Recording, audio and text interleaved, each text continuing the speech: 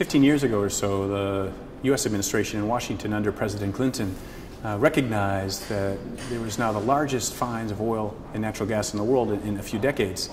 And with already 2/3 of the world's proven reserves located in the Gulf, it would make sense to find a way to export that oil and gas to global markets, to diversify supplies, to increase security of supply, and to decrease vulnerability to Straits of Hormuz or the Turkish Straits, and to make sure oil and gas markets could function more according to market-based principles than monopoly principles. So oil and gas was, in the beginning, what really mattered.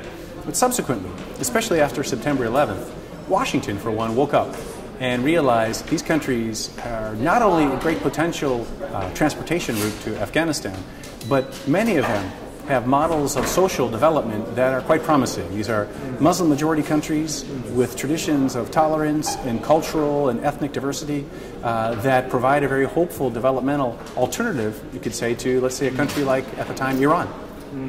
How aligned do the interests of these exporting countries need to be with their big neighbors to the north and south, Russia and Iran? Well, Azerbaijan has decided it calls the shots, it makes its own decisions and decides its destiny, as long as Turkey, the Euro-Atlantic community, the United States, the EU are with it.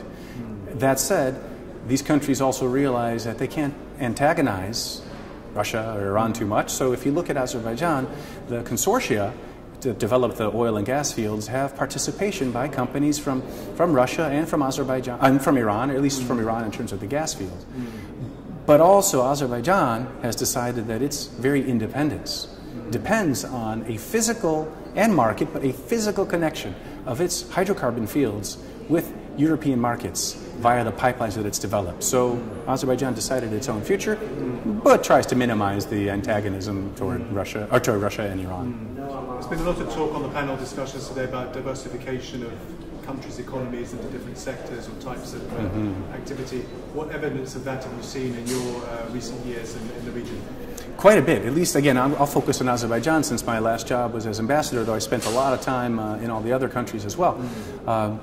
There's a clear recognition among all of the top leaders in these countries, particularly in Kazakhstan and in Azerbaijan, that to be successful and to have long-term stability, you need to have diversified economic growth. They know that oil and gas isn't going to be around forever, and they know that this bonanza of revenues is their great chance to transform the countries, to modernize them, and to secure, for the first time in their history, their independence. These countries have never existed as independent states. So the leaders don't want to miss those chances. And so I've seen a lot of diversification in the Azerbaijani economy into agribusiness, information technology, tourism, heavy industry, oil services, not as fast, and transportation. I think it would be wise for there to be even more. And for there to be more, I think you require less of a government role and more of government getting out of the way and allowing the SMEs to develop, taking advantage of a relatively liquid and well-functioning banking system in Azerbaijan.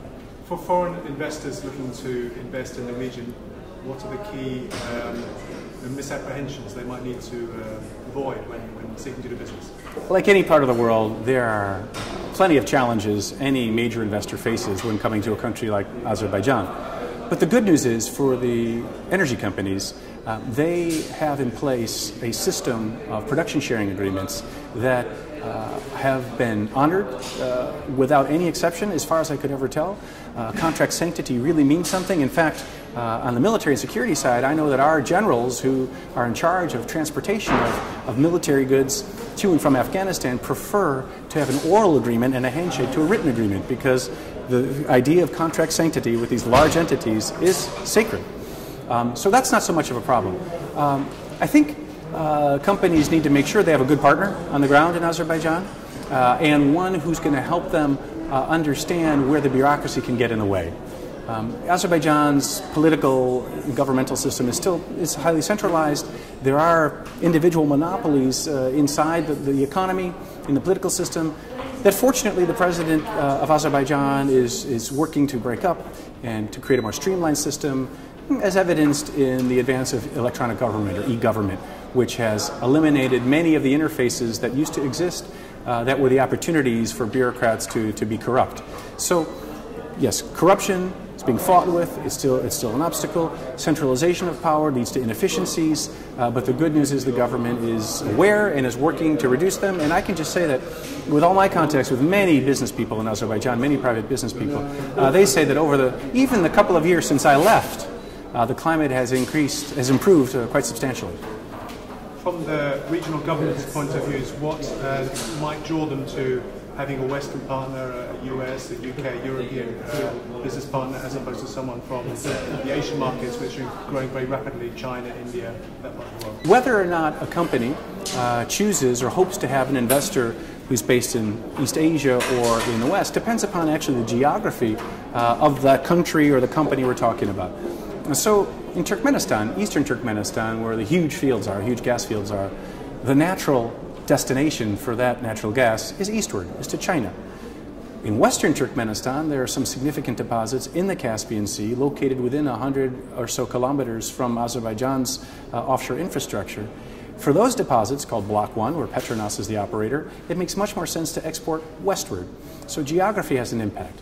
But beyond that, I think the countries, at least, the governments, look at energy as more than just a way to earn a lot of money, which is important. Of course, the revenues of oil and gas are the locomotives for economic development. But, as in the case of Azerbaijan, the oil and gas exports are also a way to strengthen the independence of these countries and make sure they're connected to the Euro-Atlantic community.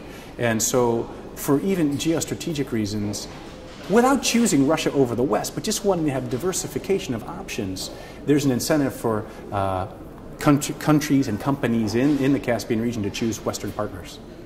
You've been involved in a large investment project involving methanol in Azerbaijan. How did that come about? Did the local partners identify it as or did someone come from abroad with the idea? Was it a mixture of both? That was the idea of the chairman of AzMeCo, Nizami Piriev, who, sort of reflecting what I was just talking about, recognized it's good for Azerbaijan to have close contacts with the United States. Also, I mean, American technology is pretty good. In some cases, some of the best in the world. U.S. oil services companies are some of the best anywhere. And in this case, he realized there was an opportunity to buy an old methanol factory, not an old, but an operating methanol factory in Texas, disassemble it, ship it to Baku, reassemble it, and then invest $500 million, which he did successfully. It's now a state-of-the-art methanol factory that produces some of the purest methanol ever produced anywhere, so that's how high level the technology is. And it's high volume production, 750,000 tons per year, exported from Georgia, mostly into European markets with BP as the off-taker. So that was our chairman, Nizami Piriev's vision. It's working, and I think those sorts of investments, A, help strengthen Azerbaijan's connections to the Euro-Atlantic community and global markets, B, provide diversification of strategic options. By the way, AzMeCo also works very closely with Russia, so this is not Russia versus the West. But C, does what we have lectured Azerbaijan and the other countries in the region to do for years, which is develop infrastructure and investments higher up on the value chain. So don't just export your hydrocarbons, but turn them into something else. So that's what methanol is, right? It's an additive to gasoline, it's a feedstock into all sorts of other petrochemicals and plastics. It's one of the most versatile chemicals out there, and makes for a very good business case.